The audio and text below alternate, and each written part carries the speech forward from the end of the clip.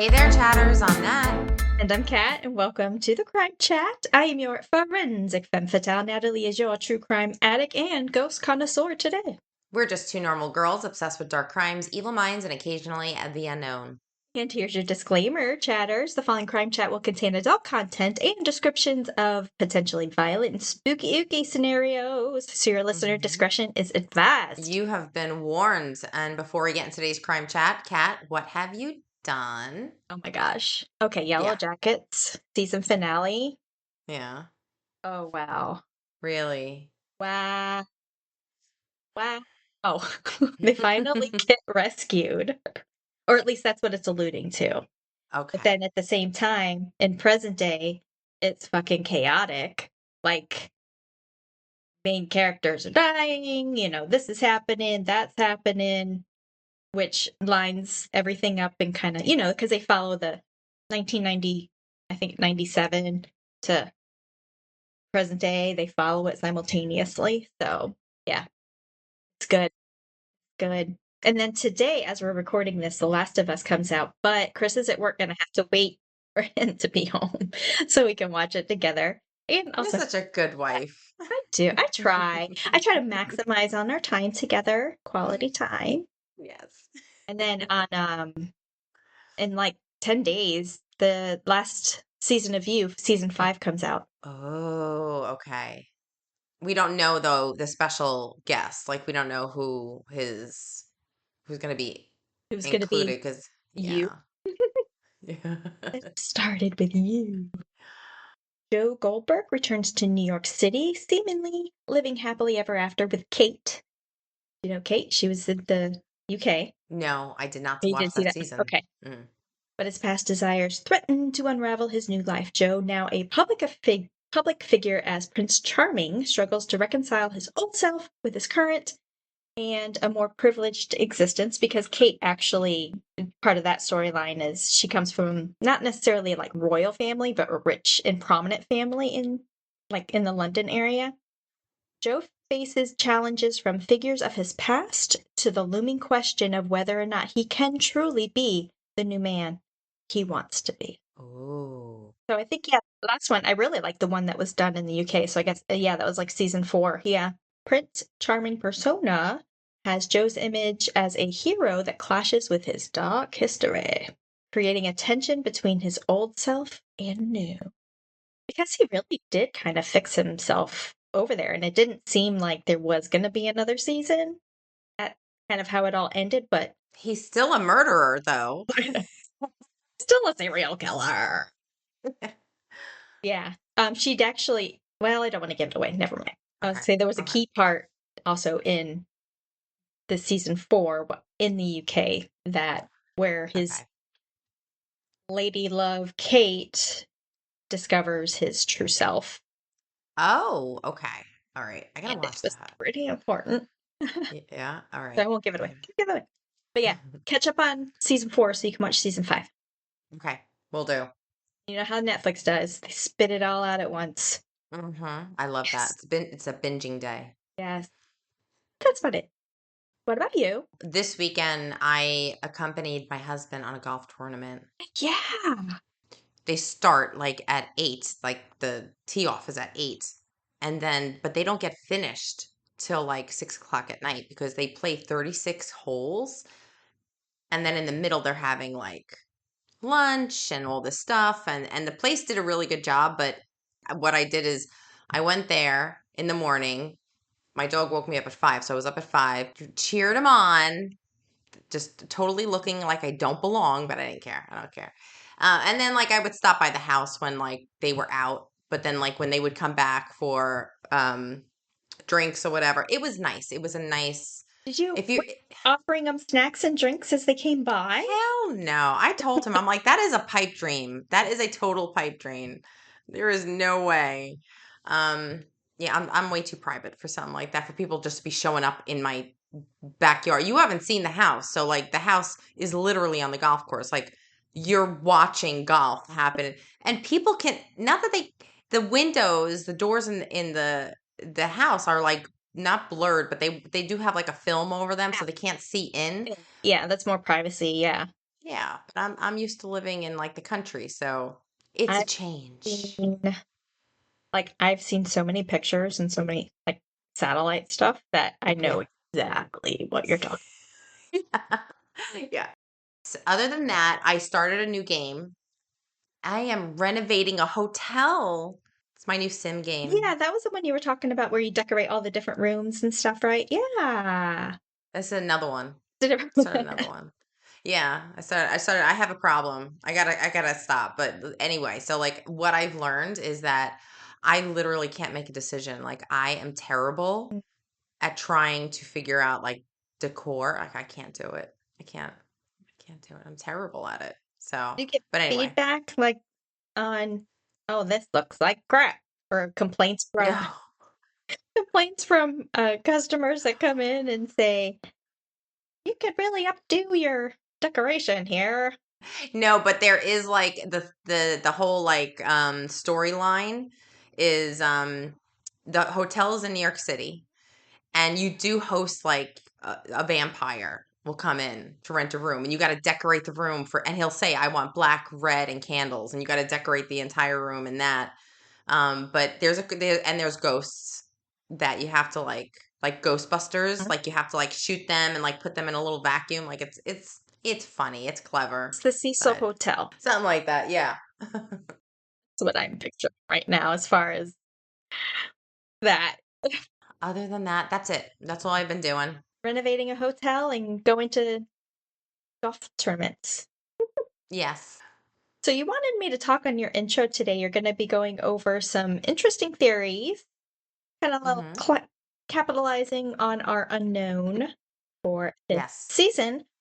Like literally, like I- you don't even know the It's script. very unknown. I have no It's idea, very unknown. unless other than what's on the screen. That's all I know. So, I'm in it for the long haul, chatters. We're in it together. Uh-huh.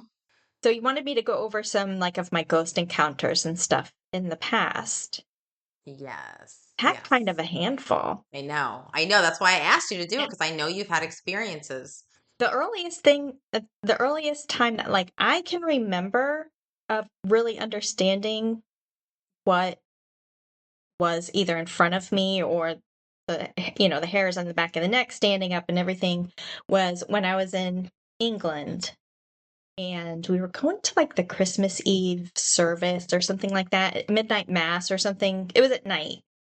It was just eerie because you kind of had where you parked, you kind of had to walk through the cemetery to get to the church. And we had never been to that church before. We were just trying to find someplace to go for like the Christmas service. And my ex-husband said, "Hey, there's a ghost sitting right over there." And I was like, "What do you mean?" And I kind of looked over there. I didn't really necessarily see anything, but the physiological changes that happened when I looked over was like it was chilling. Really? Yeah, that would have been around 1999, 2000. So that's like my first memory of quickest recollection. I I don't Mm-hmm. remember anything before that if there was any kind of other encounter.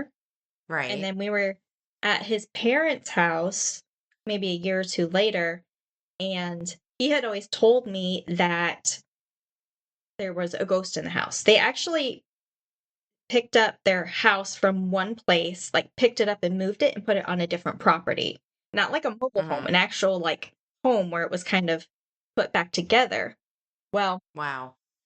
it might have been on like cheaper land or something because of whatever, but I was it was the middle of the night and I was getting up to go get some water, and I don't and like not half awake, kind of paying attention. You kind of have to go down this like long hallway. Formal dining room and kind of family room is on the right, but at the end of the hallway is where the kitchen is. Uh-huh. And I am kind of stumbling down the hallway and I look up and there's a figure standing like right in front where the kitchen is, like the entrance into the kitchen. And kind of stood there for a minute and I was like, not that thirsty. Because you were scared?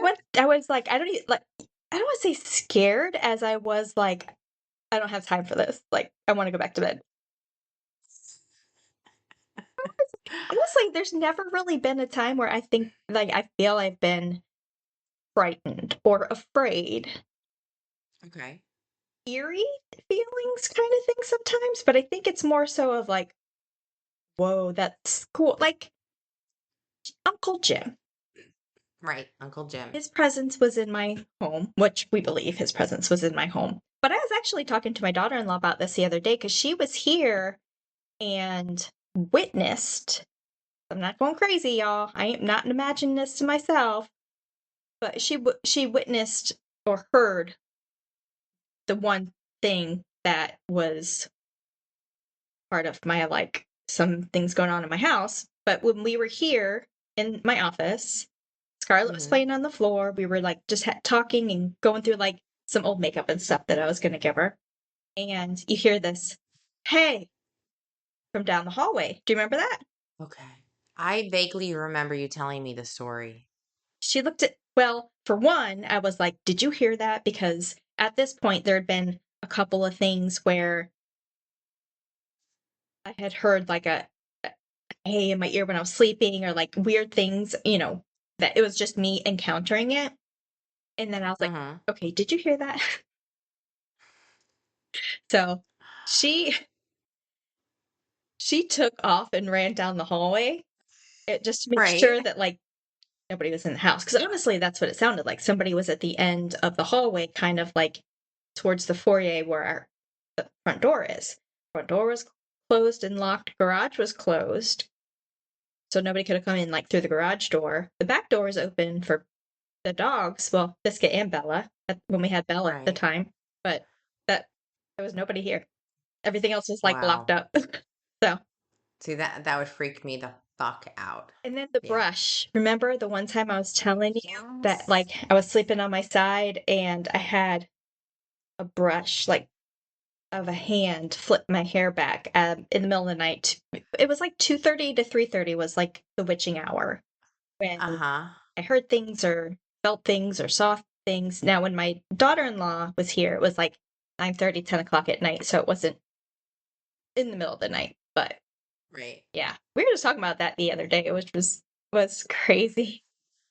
That is crazy. And then the ghost investigation I did down in Savannah was Uh-huh. the other one. So there was some evidence that kind of came back after like the audio and stuff was analyzed. The takes a while because you leave the cameras and you leave the equipment and stuff up. Because we didn't leave till like 3 or 3:30 in the morning, so it just stayed Wow. for the next couple hours until the business was getting ready to open, which I found out. So remember, I told you my professor was saying he was from Savannah, and I told him about this investigation. He's Yeah. like Moon River Brewing Company isn't there anymore. They went out of business. I was like, oh, no, poor Oh. Timmy. Or Toby, sorry. Toby, the little boy Toby who lives in the basement. Toby is a great name for a ghost. Yeah. Because you would hear like playing and everything, and the whole part behind that is it's the very first hotel in structure, like 2-story, well, it's 3-story structure Mm-hmm. ever. It's like the oldest one in Savannah. And it was Mm-hmm. used during the Civil War. It was used as a hospital. So there's a lot of Oh. people that died there. And there's a lot of people, it Mm-hmm. was used for the outbreak, like the yellow fever outbreak or something like that, like from the Mm-hmm. late 1800s, early 1900s time frame. So I think Timmy was a yellow fever victim, Oh. but he likes to play. Yeah. I mean, a lot of interesting things going on. Like, Mm-hmm. those are my ghost stories. Thank you for that. I know you've had a lot of experiences, way more than me. I've never had a ghost experience, even though I try to have one. Hmm. Yeah. They just, I, Oh, the other one with the bar. When we went to St. Augustine and went on like the ghost tour, we were at that's the right. bar called White Knight, White Lion, White Lotus, White something, Mm-hmm. an older building that had been there for a long time. And the Mm-hmm. story was that the owner was in the military. He was retiring, separating, whatever. And the government goes, okay, here's a house. You know, here you go. Thank you for your Okay. service. And he was engaged to somebody. She left him for another man.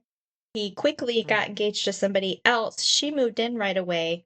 Next thing you know, he's dead in the bathtub upstairs. Oh my And so God. his name is George. And Okay. there was that stick figure, remember? The stick figure up at the top of the Mm-hmm. staircase that we believe Yes. was indicative or evidence of an apparition. No worry, like, no, and the bartender even came over because we were at one stairwell, me and my girlfriend, and then she was like, came kind of saw us what we were doing, and she walked by and she goes, "You'd have better luck on the other stairwell." So we went over to the other stairwell, did not have much luck. Did not have luck at all. So went back to where we were, and yeah, but there were people who were working there going because the staircase was kind of roped off, but they obviously Right. had like supplies and stuff upstairs. So the people who were working there, you'd see them kind of walk up, walk down around the rope. Mm-hmm. Customers were not allowed up there, but for good reason. That was my other one. Now you have a bunch. I've gone to St. Augustine and I apparently was outright looking for a haunted hotel, and I was sent to the Casablanca, which is one of the oldest hotels in St. Augustine. It is old. Like the ceilings are like very, very low. Uh, Everything is creaky, everything, and they have like this, it's called the Teeny Martini mhm. Bar In the hotel? in the Okay. hotel. No, didn't. I guess I'm unapproachable for a ghost. I'm unapproachable for humans too, like for living too. So it is what it Oh, is. I think it's just that a lot of it too, if uh, I think a lot of it is like a sixth sense, if you will, like, or maybe Mhm. something embracing, like, whatever kind of thing. Maybe they're attracted to certain people, or they identify with people who might have that Yeah. clairvoyancy or indications Yes. of things. Watch tonight. Since Chris is working, I'm gonna be home alone. I'm gonna get a brush on my hair. Oh, I'm gonna get a tap on the shoulder. that would freak me out. Kat, you have not seen the script. You don't know anything. This is a blind read, Yep. basically. And the reason why I did that is because I'm going to be going over some theories that I want your authentic input on. Okay. There's one theory that I am like super hooked on that I kind of agree with, but I want to hear your opinion on it. So Okay. today, our crime chat is about paranormal theories, the Mm, afterlife, and a Dybbuk box. mm, We're going to get into what that is later. mm, Why do you think places get haunted? There's no single answer, just a lot of stories and theories. Most of them unfold at night when people are most vulnerable. You're half asleep, the house creaks, something moves in the corner of your eye, fear kicks in, your senses go to high alert, and suddenly you're seeing or thinking you're seeing something that's not even there. mm, Or you're feeling your hair getting brushed, which is freaky as fuck. Some of these triggers include when you're scared, your body goes into like fight or flight mode. Your senses sharpen hearing, sight, and even smell. Small sounds like floorboard creaking can feel like it's getting louder. mm, Shadows seem to move. mm, And all of a sudden, you're scanning the room for danger, but nothing is there. mm, At night, you can't see clearly, and your brain kind of fills in the gaps with what it thinks should be mm. there. So, in other words, that coat that's on the chair suddenly looks like a person on the chair, or Clown. that shadowy, right, or that shadow in the hallway saying, "Hey, is it a ghost, or could it be your brain playing tricks on you?" But you had a witness during that I time. did, and she heard it just as clearly as I did. Guys should have whipped out the Vox. What Didn't is it? The have it then. Vox.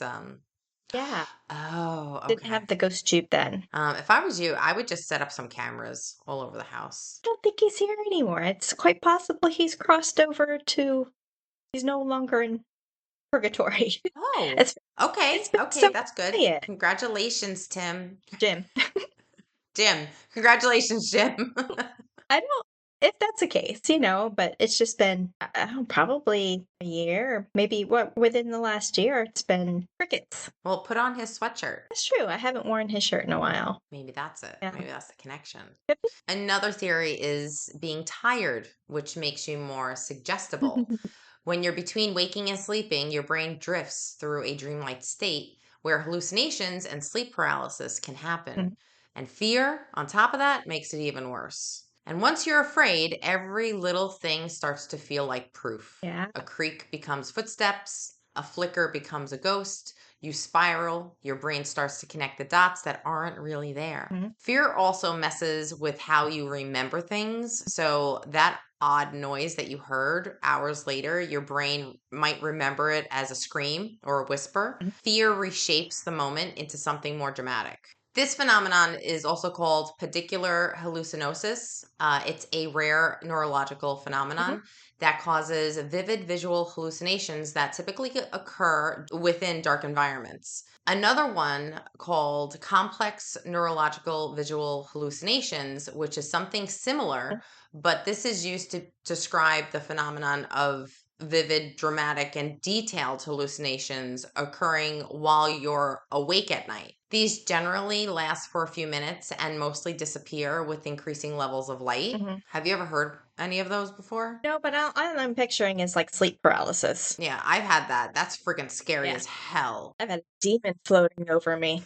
I couldn't move. Yes. I couldn't breathe. So these two phenomena could explain why a lot of supernatural things are seen in the dark, meaning that people who have claimed to see ghosts have actually just been hallucinating.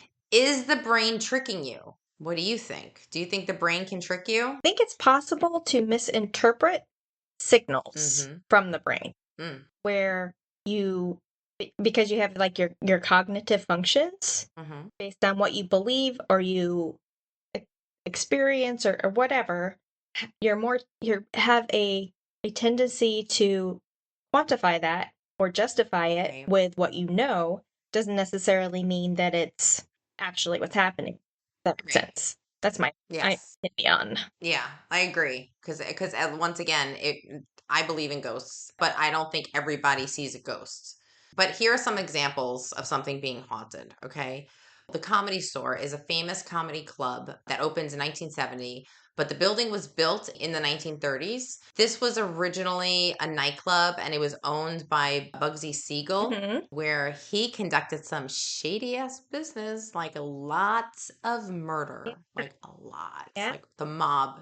This was like an underground mob yeah, hub for them to deal with whatever. right. The team from Paranormal Encounters, which was a TV show, Hmm. has an episode on this. They interviewed an employee during the episode, and she would claim that each night before they opened, she would set up tables, like with the tablecloths and like the candles and stuff like that, and the ashtrays.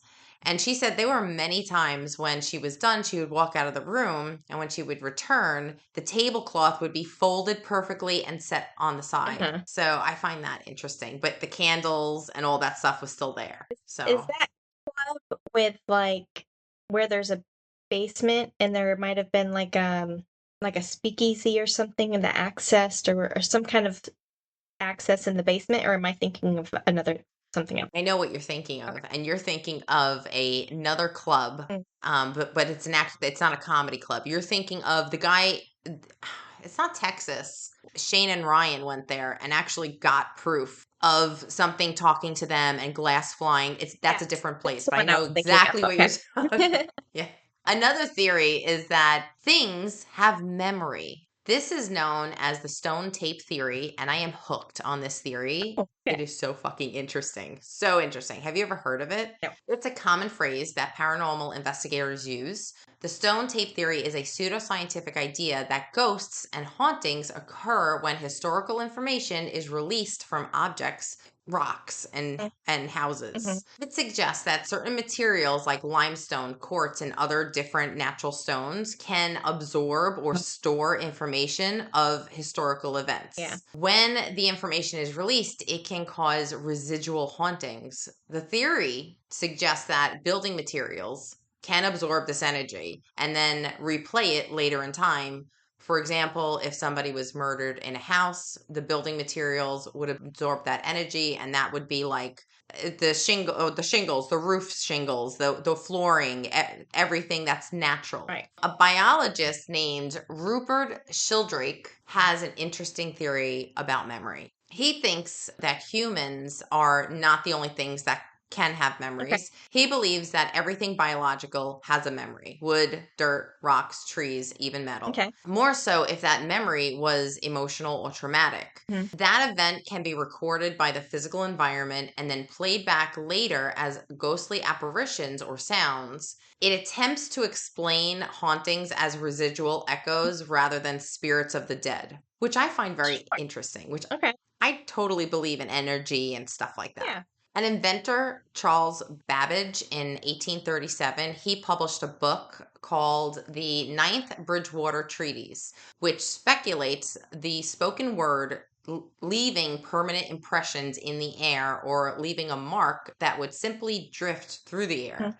He refers to this as simply transfer of particles that would become inaudible over time. And it wasn't till the 19th century when the term place memory was used, in which this theorized that certain buildings or materials are capable of storing records of the past. Around the same time, the term psychometry was used, and this is the belief that people can obtain knowledge about a historical event when being associated with this object. So, this is where like seances step in. Mhm. People touching something, saying, I feel something, or whatever. For the first time, the public became aware of this term in 1972 when the BBC aired a documentary called The Stone Tape. So it's about a paranormal team that goes to this Victorian mansion said to be haunted. The team starts to experience all different types of paranormal activities, trying to determine if the stones of the building were acting as a recording for the past events.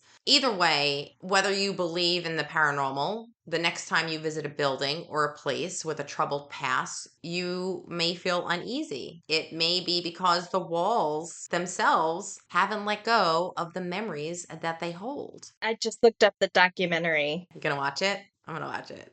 I didn't watch Well, it. it's not, let's see, where can you watch? AMC, YouTube, Sling, Roku, Prime, YouTube, and Philo. Okay, Stream I'm gonna try it. everywhere. Just the little previews that they have on, when like the summary that kind of pops up with it. Mm-hmm. Creepy AF. I love it. Now, there's another interesting theory called the quantum consciousness theory.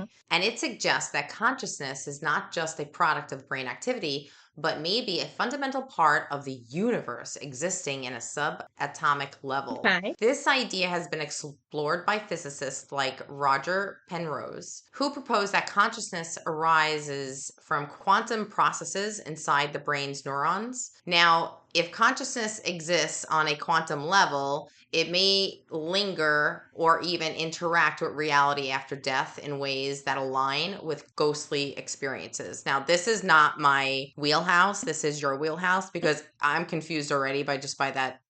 You need a big brain for that. So now another example of these two theories at work. Well, people think they are. The Villisca axe murders. This occurred on the night of June 9th, 1912 in Villisca, Iowa, when 8 people were brutally bludgeoned to death in their sleep. The victims included Josh and Sarah Moore and also 4 children and 2 more children who were there as overnight guests. The theory is that the killer entered the home at midnight, murdering everybody with a bloody axe. Well, the blunt end of a bloody axe. There's still like damage to the walls from him swinging high and hitting the wall with the axe. Sure. The crime scene was eerie. The murderer covered up all their faces with like sheets and then covered up mirrors. Like it was just a weird scene. And he also covered the windows. There have been crimes and like murders where they take their time cleaning up, they sit down, they raid the fridge, it's just their way of Uh-huh. not rushing out of there, maybe concocting up a way to destroy evidence or whatever. So, yeah, there's Yeah. been John List was one that we talked about after he killed his entire family and drugged them into the ballroom. He went and made himself Right. a sandwich. That house is gone. Talking about a house that would be haunted. Oh. Wow. The quantum universe theory, is that what it is? Quantum consciousness. Because anything has to do with quantum is basically, I always picture as the multiverse. Like if you're thinking Mm, of you're a Marvel girl. Doctor Strange is written all over this, where you can go through Right. parallel universes that'll happen at the Mm-hmm. same time, but the Right. individuals are different. Like there's different things that can, Yeah. yeah. So that's just what I imagine. So now a book published by Bill James and Rachel McCarthy James. The book is called The Man from the Train: The Solving of a Century-Old Serial Killer Mystery. Mhm. They feel that they solved the Villisca Axe murders in this book. Okay. Bill James theorizes that the Villisca Axe murders of 1912 were not an isolated incident, but were part of a larger series of similar murders across the United States Yeah. between 19th century Yep. and early 20th Yep. century. His research points to a man who traveled by train, linking his travels to similar cases in other small towns near the Mhm. railway. The book presents strong circumstantial evidence with other cases, including families who were murdered in their homes at night, Mhm. the use of the blunt end of an Mhm. axe, victims' faces being covered by blankets, no robbery, no motive, and the proximity to a railroad. Yeah. Bill ultimately speculates that the killer was named Paul Mueller, a German immigrant. Okay. Mueller was 35 years old in 1897, reportedly claimed to be a German military veteran, and spoke very little Mhm. English.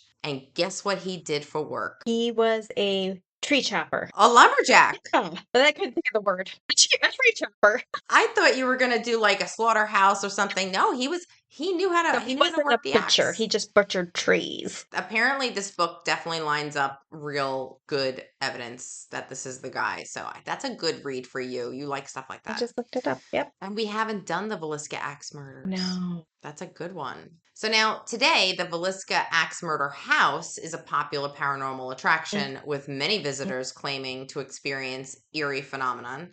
People reported a dark vibe, feeling that they should leave, even getting really sick or faint, stumbling out of the house. There are so many stories like that. Yep. The stone tape theory, or even the quantum consciousness theories, if they are true, it might be the walls or the universe that are repeating this recorded event in the Mhm. house. Now, that could be plausible. I mean, if you believe in ghosts, you have to kind of believe in this, right? Mhm. Another explanation is the placebo effect, meaning that people knew about these events before they went in the house. So when they walked in the house and they saw, like it became real to Yeah, they them. were, but from what they know, preconceived ideas or Hmm. whatever. Yeah, Yeah. putting making sense of it. Definitely. Another theory to explain ghosts is the afterlife theory. Do you believe in the afterlife? Yeah. So my girlfriend and I talked about this not that long ago. It just kind of came up in conversation, and I Mm-hmm. honestly have no reason to not believe it. So I can't Mm-hmm. say that it's not, but I can't, you know what I mean? Like I can't say it's not a Right. thing when Mm-hmm. I, I don't have reason to believe that it's not. So I don't believe. So yes, I believe that it is a thing. Yeah, I agree. Now, the afterlife theory is a belief of consciousness continues after Hmm. death, that the soul or spirit doesn't die with the body and they move on to a different realm or a state of existence. This appears in like all over the world in so many cultures and religions. Like here, are a couple like Christianity and Islam believe in heaven and hell. The soul is judged and sent to a place of reward or punishment. Hinduism, Buddhism believe in reincarnation, meaning that the soul is reborn into a new body based on its karma. Judaism believes in the world to come, a spiritual realm of peace or resurrection.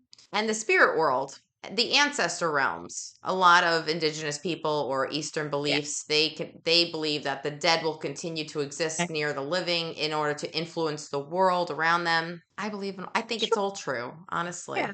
One version of the afterlife theory suggests that some spirits don't move on. Instead, the realm it traps them to remain between worlds, making them restless, angry, and confused. These are often called ghosts, and they are believed to be the ones that linger. Why do they linger? There's a list like unfinished business, sudden traumatic Yep. death, emotional attachment to a person or Yep. place, or improper burial or spiritual rites. In this view, hauntings aren't just creepy, they're a result of a broken transition from life to death. Yep. With all these theories going around, and there will be a test cat, let's get into the real of a story. For real. For real. In a museum in Las Vegas, tucked amongst other haunted relics, sits a small wooden wine cabinet known as the Dybbuk box. But this isn't just some Mm-hmm. antique. It's said to be one of the most cursed objects in the world. It's stated that this box is filled with grief, trauma, superstition, and possibly death. Over the years, those who have come near it have reported bizarre misfortunes, things like strokes, hallucinations, strange smells, even ghostly attacks. But before it became a paranormal artifact, it was just an old wine cabinet, Mm-hmm. and it was in somebody's home, and it wasn't evil, or so they thought.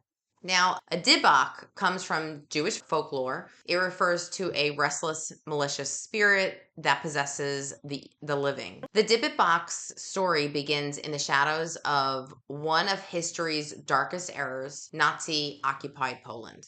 There is no verified history record of who crafted it or when or Mm-hmm. why. Its construction suggests that it was made in the mid 20th century, but there's no historical documentation to really, nail that Sure. down. We don't know. The box itself is an antique Jewish wine cabinet. The first known owner of this box is Kevin Manis, who claimed to have bought it at an estate sale. He gave the box to his friend Helvina, a Holocaust survivor who had fled Nazi occupied Mm-hmm. Poland. According to the story, Helvina would hold seances with the other Mm-hmm. survivors, and then she started to use this box that Kevin gave her as a tool during one of her rituals to trap like restless evil spirits. Unlike traditional ghosts, Dybbuks are believed to be dislocated souls who attach themselves to the living, often with violent consequences. Oh, it sounds scary. Mm-hmm. Now, according to the legend, sometime between 1945 and 1947, Helvina and her group managed to seal an entity inside the wine cabinet. She kept it hidden and sealed for the rest of her life. She never spoke about it. She hid it away in like a closet in the attic and never talked about it. She raised a family, got married, everything, and nobody Yeah. knew. Helvina eventually immigrated to the United States after the war, and she died in 2001 at age 103. That's amazing. Isn't that? Yeah. That is amazing. Her estate was handled by her granddaughter, who was unaware of the origins of the box or what her grandmother used it for. She sold the box at a yard sale in Poland, Oregon, along with some other heirlooms. Why would you? I don't know if I would sell anything like that, especially from somebody who survived the Holocaust. I would definitely call a museum before I would Sure. sell anything Yeah. like that. Like, I don't know. Yeah. But guess who bought the box? Kevin Manis. Yeah. How did he find the box? Like, was he tracking her? He gave the box to her in Spain. Mm-hmm. Like, it's weird. It's shady. The Something shady box there. drew him there. I know. There's something. Now, at this time, Kevin Manis was a writer and an antique dealer. He purchased the wine cabinet on September 10th, 2001, unaware of what Havana used it for. He intended to refinish it and give it to his mom, Ida, for her birthday. When he brought it back to his shop, he began to inspect it. He opened the box and he found some odd items inside. The items were 2 locks of red hair tied to with a string, Mm-hmm. a small granite slab with Hebrew carvings, a dried rosebud, a golden wine goblet, a small statue engraved with the word shalom, and a candle holder. Also, he noticed a strange black, like mold like residue all in the inside. But that's all explainable. Yeah. Almost immediately after this, strange things started to happen. Manis reported hearing unsettling sounds in his shop right after opening it. Mm-hmm. He would hear footsteps, whispers, and then also the sound of glass breaking. But when he went to investigate, there was nothing there, no damage. Mm-hmm.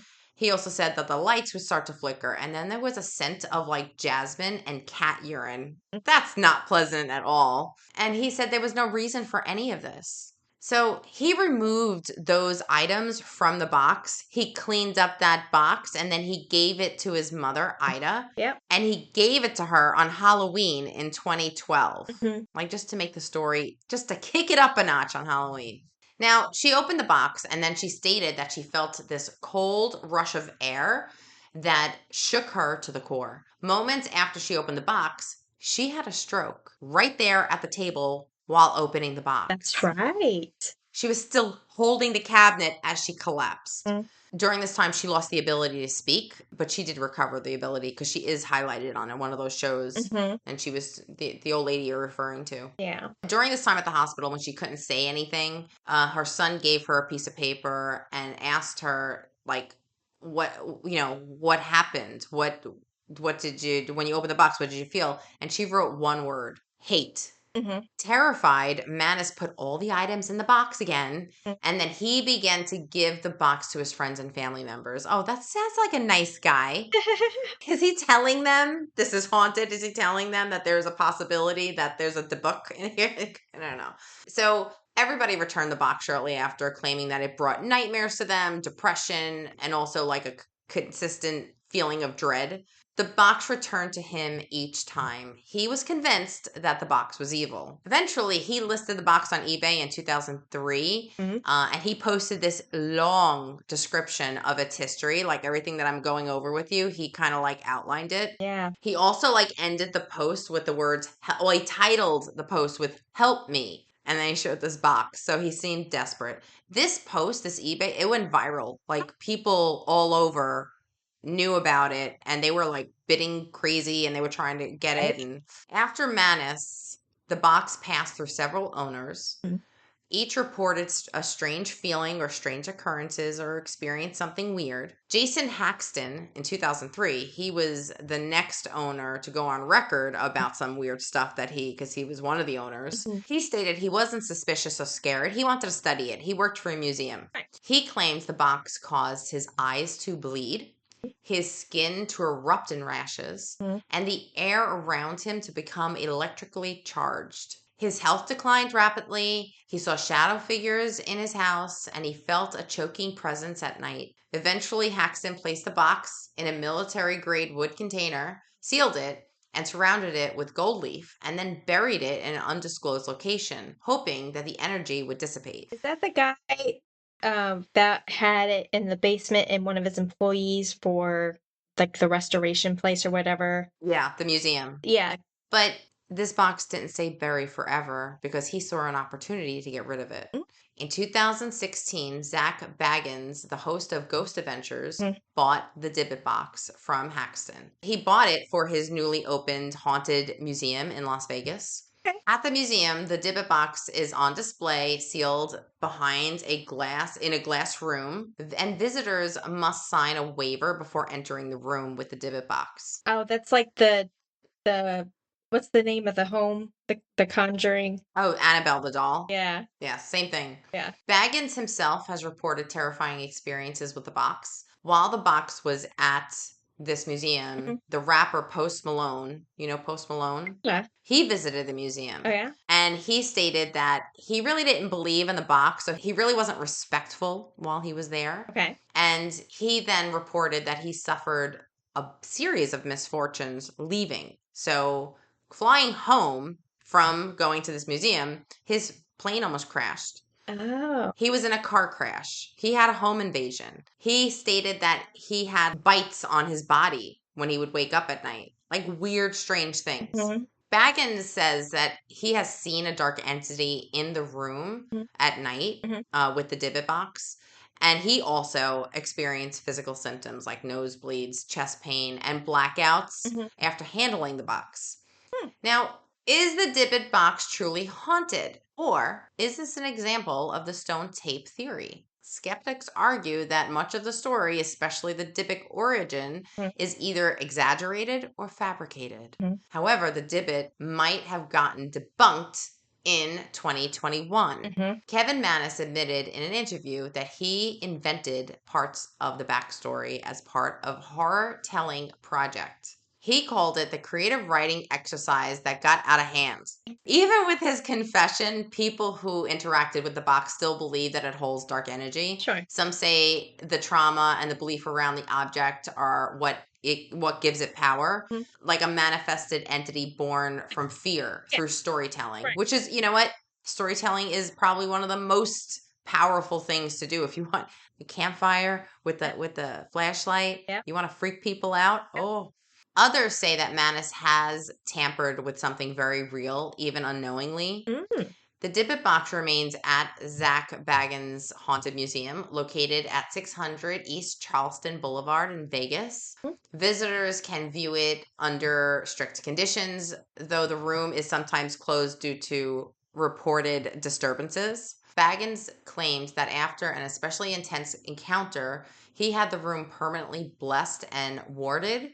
But even after this, he says that he doesn't really go near the box unless he has to, and that it really didn't matter. It still has these people still have these weird things that happen near the box. Oh. Now, whether it's a hoax or a genuine cursed object, Mhm. one thing is for sure: the Dybbuk box has left a trail of fear, fascination, and horror behind it. Mhm. If the stories are true, the Dybbuk box business is not finished yet. Or should I say, the Dybbuk business is not finished yet. Hollywood movies regarding this box. I don't know if Okay. you heard any of these. First one in 2012, The Possession. Okay. The plot of this is a young girl buys an antique wooden box in a yard sale. However, she's unaware that it contains an evil spirit. Mhm. As her behavior becomes increasingly disturbing, her father seeks help from a Hasidic rabbi to help her. Another one is The Unborn in 2009. I think I've seen this before, The Unborn. A woman is haunted, same thing, by the spirit of a Dybbuk box. But you know who's in this? Gary Oldman. Ah. Another one is The Vigil, 2019. A man keeping a vigil over a deceased member of the Orthodox Jewish community is haunted by a spirit. And the last one, The Dybbuk Box, the story of Chris Chambers in 2019. And this is found footage, so this is cool. And this is about a YouTuber opens up a box on camera and begins to experience horrifying events. So, what do you think, Kat? Do you believe in the stone tape theory? Do you think that's even possible that houses could be haunted and things? I mean, I believe that it's possible. I don't have a reason, like I said, not to believe Mm-hmm. that it's not possible, but I mean, sure. I, Yeah. I said, if there's certain things that are attached to spirit or an individual from like their previous life or whatnot, and because it's it's possible. It's possible. Yeah. It's possible that, the only reason we assumed that it would be my uncle in here is because I brought one of his shirts home after his memorial, you know, Oh. and I mean, sure. Wow, I believe it. I believe in energy. I believe that when we pass away, there is pure energy running through us that returns to something. Mm. Yeah. But, I think Hollywood has turned it into whatever they want it to be. Oh, So, yeah. Well, and you're always going to there's always going to be somebody that tries to capitalize mm, on events, situations through fabrications or, manipulations. People are going to try to capitalize on that. So, like Kevin Manis. yeah. Come on, he is definitely a scam artist because first of all, he gave it away to somebody in Spain and then turned up to buy it in the United States Mhm. when she passed away. Like that's a little odd. That's not a I don't believe in coincidences like that. Yeah. Oh, so the possession, it's got Jeffrey Dean Morgan in it and Kyra Sedgwick.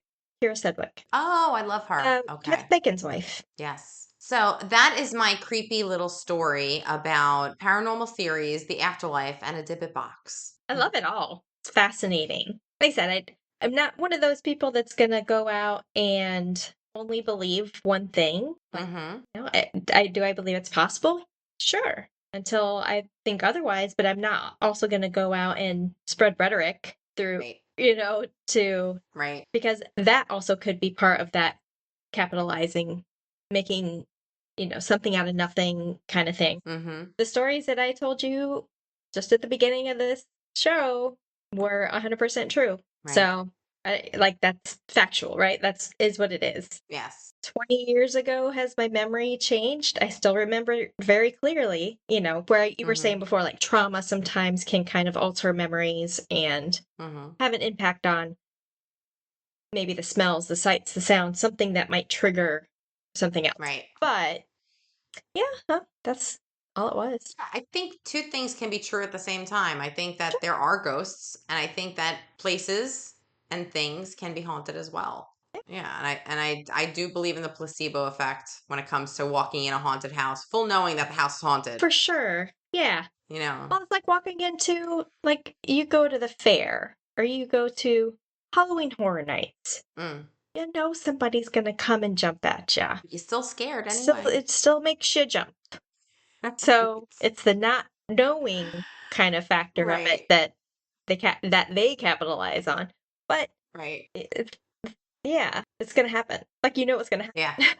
Yes. But I'm really interested in the stone tape theory. I'm really hooked on that right now. Yeah. And I need to watch the BBC. You say it's on YouTube. I'm going to go check that out because I haven't watched it yet. It looks, I mean, it's from 1972. Mm-hmm. Combining aspects of science fiction and horror, the story concerns a team of scientists who move into their new research facility, a renovated Victorian mansion that has a reputation for being haunted. The team investigates the phenomenon, trying to determine if the stones in the building are acting as a recording medium for these past events known as the stone tape.